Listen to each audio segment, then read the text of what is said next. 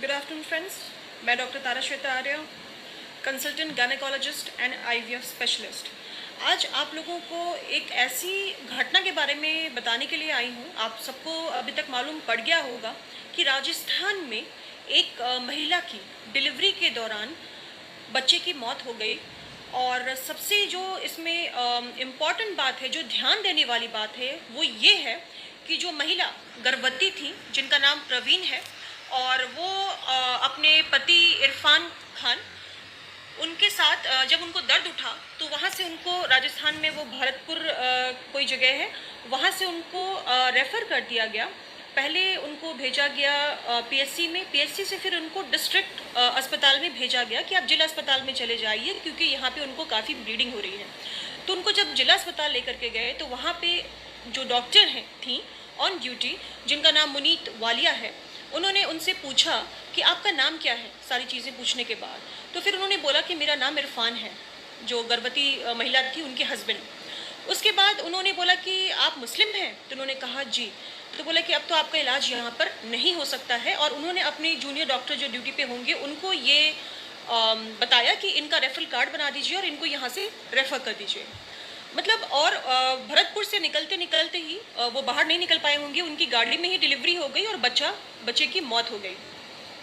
ये इतनी शर्मनाक घटिया हरकत है, इतनी शर्मनाक। मैं सबसे पहले उन डॉक्टर से ये पूछना चाहती हूँ कि जिस वक्त आप ओथ लेते हैं अपनी डॉक्टरी कंप्लीट करने के बाद, when you take this oath, कि मैं बिना किसी रिलीजन और इसके कास्टिज़म या किसी भी तरह की इस पर बायस ना होके मैं सीधा अपना जो काम है वो पूर्ण रूप से, वो पूरे दिल से और पूरे मन से, हर एक मरीज़ मेरे लिए उतना ही इम्पॉर्टेंट होगा जितना कि कोई वीआईपी का मरीज़ हो, और ना ही इसका किसी रिलीजन से कोई मतलब होगा। तो आपने ये पेशेंट से पूछा कैसे कि ये मुस्लिम पेशेंट है कि हिंदू पेशेंट है? आज आप मुस्लिम और हिंदू देख के मरीजों का इलाज करेंगी? सबसे ज़्यादा मुझे इस मामले में मुझे मीडिया से कंप्लेन है। ये जो गोदी मीडिया जो है, वो जिस तरीके का, ये आज मैंने भी पहली बार ये लफ्ज़ इस्तेमाल किया है, गोदी मीडिया। मैं काफ़ी नाराज़ हूँ। ये जो मीडिया इस तरीके का जो दिखा रहे हैं पूरे हिंदुस्तान में, अब डॉक्टर्स भी इस तरह से फ़र्क करने अगर लग जाएंगे तो मरीजों का क्या होगा? ये क्या मतलब हुआ? वो औरत दर्द से करहा रही थी, वो लेबर पेन में थी और वो अबाउट टू डिलीवर कंडीशन में थी। ऐसे में आपने उसको रेफर कैसे कर दिया? एंड ये सिर्फ इसलिए क्योंकि वो मुस्लिम थी। ये बेहद शर्मनाक है, बेहद शर्मनाक और निंदनीय। और इसकी मैं पुरजोर आपकी मैं इस मामले में कहती हूँ कि आप डॉक्टर कहलाने लायक नहीं हैं। मुझे शर्म आ रही है ये कहने में। और उससे भी ज़्यादा जो परेशान करने वाली बात है वो ये है कि जो भी मीडिया दिखा रही है, जो तबलीगी जमात के बारे में, और जो ये सब शुरू है कि कोरोना वायरस जो है वो तबलीगी जमात ने बिल्कुल फैला दिया है।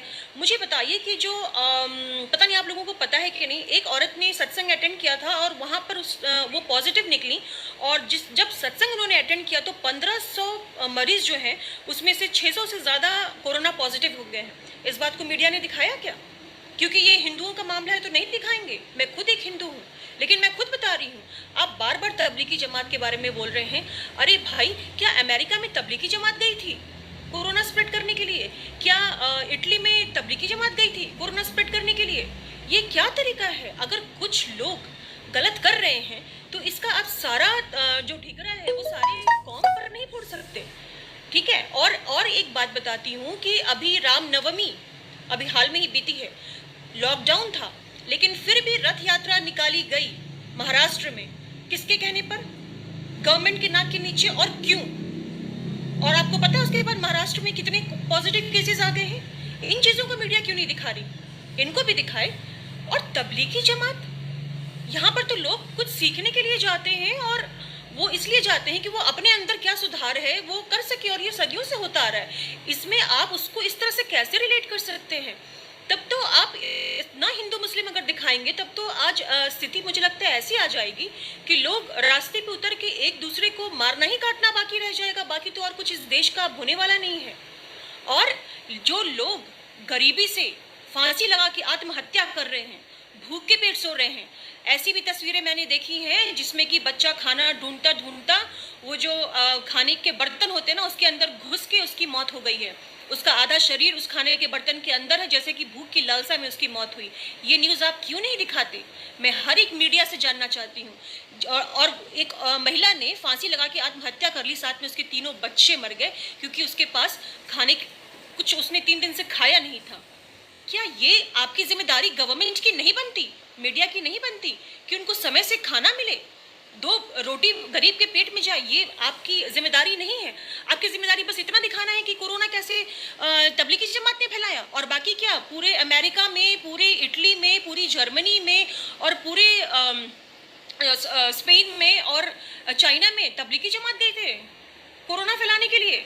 छोटी छोटी बातों का मुद्दा आप लोग ऐसे बनाते हैं कि जान के दुश्मन बना बैठेंगे। इन चीज़ों को दिखाइए ना। अगर इंसानियत अगर आपके अंदर बची है मीडिया के अंदर, तो मैं आप लोगों से रिक्वेस्ट करती हूँ कि सही चीज़ों को अभी भी दिखाएं, जिनके पीछे जो हमें अभी ज़रूरत है, डॉक्टर्स को जो किट चाहिए उनको दिखाइए। जो हमें हमारी जो स्कार्सिटी है, जो हमारी दिक्कत, मैं हमारे प्रधानमंत्री से एक चीज़ कहना चाहती हूँ कि सर, आप आए, आकर के आपने सब